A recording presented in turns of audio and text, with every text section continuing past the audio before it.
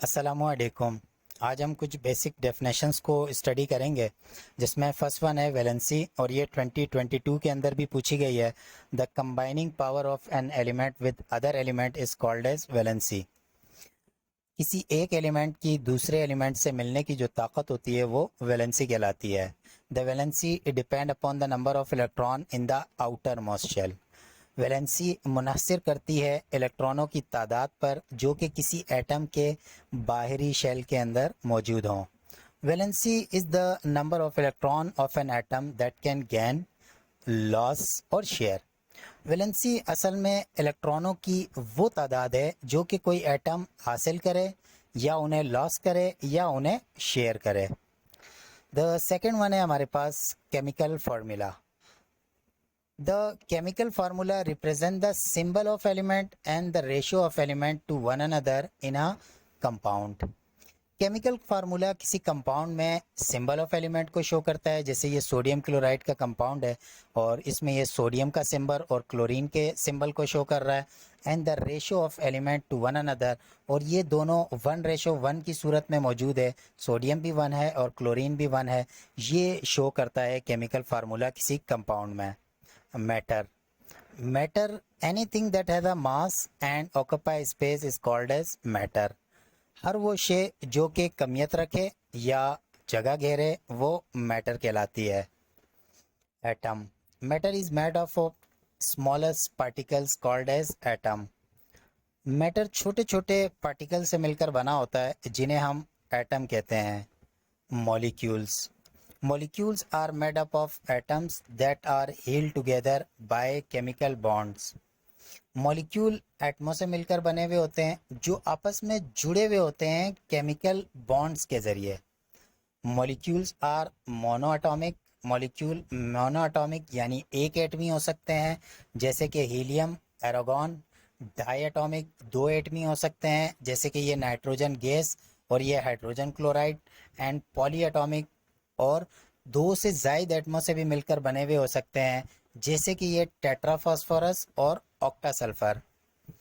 अब जो हमारे पास मॉलिक्यूल के अंदर जो डायटोमिक मॉलिक्यूल है उसमें भी 2 कैटेगरियां हैं, एक होमोडायटोमिक, एक हेट्रोडायटोमिक। होमोडायटोमिक वो होते हैं जो एक जैसे एटम से मिलकर बना हो, जैसे कि नाइट्रोजन गैस। ये नाइट्रोजन के 2 एक जैसे एटमों से मिलकर बनी हैं, इसलिए हम इसे होमोडायटोमिक कहेंगे। और जो HCl है हमारे पास, ये हमारे पास हेट्रोडायटोमिक कहलाएगा, क्योंकि इसके अंदर दोनों मुख्तलिफ एटम है, एक हाइड्रोजन का एटम है और एक क्लोरीन का एटम है। इसके बाद हमारे पास सब्सटेंस है। A piece of matter in pure form is called as substance. अब मैटर का एक टुकड़ा जो उसकी खालिस हालत के अंदर मौजूद हो, सब्सटेंस कहलाता है। जैसे कि टिन हो गया, सल्फर हो गया, सोडियम क्लोराइड हो गया। अगर ये प्योर स्टेट के अंदर है तो ये सब्सटेंस कहलाएगा। Element, element is a substance made up of same type of atom. Element वो सब्सटेंस है जो कि एक ही तरह के एटमों से मिलकर बने हों। जैसे कॉपर हो गया, अगर ये आपके पास एक पूरी कॉपर की रॉड है और इसमें सिर्फ कॉपर ही मौजूद है तो ये एलिमेंट है। और इसी तरह गोल्ड हो गया। अब आते हैं कंपाउंड्स की तरफ। Compound is a substance formed when 2 or more elements are chemically bonded together in a fixed ratio by mass to form a different property substance. Compound एक सब्सटेंस है जो कि 2 या 2 से ज़ायद एलिमेंट के आपसी केमिकली तौर पर मिलने से बनती है, और ये आपस में फिक्स रेशो बाय मास यानी वज़न के हिसाब से फिक्स रेशो से आपस में मिलते हैं, और इसके नतीजे में एक मुख्तलिफ प्रॉपर्टी वाली सब्सटेंस वजूद में आती है। जैसे फॉर एग्जांपल अगर हम इस सोडियम क्लोराइड को देखें तो यहाँ हमारे पास सोडियम जो है और क्लोरीन जो है ये आपस में केमिकली आपस में बॉन्डेड होंगे, मिलेंगे, और इनका फिक्स रेशो बाय मास होगा। यानी आपके पास सोडियम 23 ग्राम और क्लोरीन आपके पास 35.5 ग्राम, ये इतना होगा तो आपके पास सोडियम क्लोराइड फॉर्म होगा। चाहे वो कोई भी नमक कहीं से भी लिया जाए, सोडियम क्लोराइड इसी फिक्स रेशो बाय मास से ही फॉर्म होगा, और यही कार्बन डाइऑक्साइड के साथ होगा। कंपाउंड में भी आयोनिक आपके पास जो कंपाउंड बन सकते हैं वो आयोनिक भी हो सकते हैं। आयोनिक का मतलब ये है कि उसमें एक मेटल और एक नॉन मेटल होगा। जैसे कि ये सोडियम क्लोराइड, सोडियम क्लोराइड के अंदर जो Na सोडियम है वो मेटल है और क्लोरीन जो है वो नॉन मेटल है। तो अब ये जो कंपाउंड फॉर्म हुआ है इसको हम बोलेंगे आयनिक कंपाउंड। और आगे हम ये भी पढ़ेंगे कि आयनिक कंपाउंड का जो मास होता है वो फार्मूला मास कहलाता है।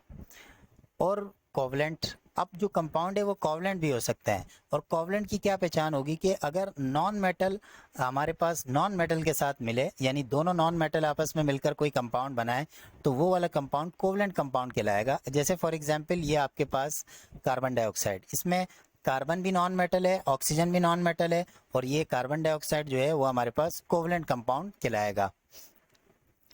तो ये था कंपाउंड हमारे पास। और इसके बाद हमारे पास आ जाता है मिक्सचर।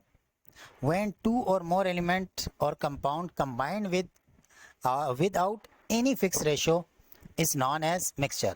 अब जो कंपाउंड था उसमें फिक्स रेशो था बाय मास, तो वो तब जाकर कंपाउंड बनता था और रिजल्टेंट में जो आपके पास प्रोडक्ट बनती थी वो एक डिफरेंट प्रॉपर्टी सब्सटेंस होती थी।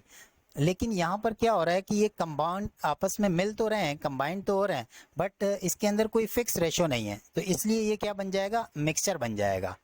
इसकी मिसाल के अंदर एयर है, एयर भी गैसेस का मिक्सचर है, ब्लड है, ये भी एक मिक्सचर ही है।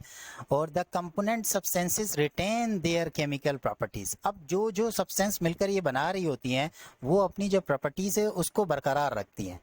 अब कंपाउंड में ऐसा नहीं था, कंपाउंड में एक डिफरेंट प्रॉपर्टी सब्सटेंस बन गई थी, लेकिन यहाँ पर ये अपनी प्रॉपर्टीज को बरकरार रखती हैं।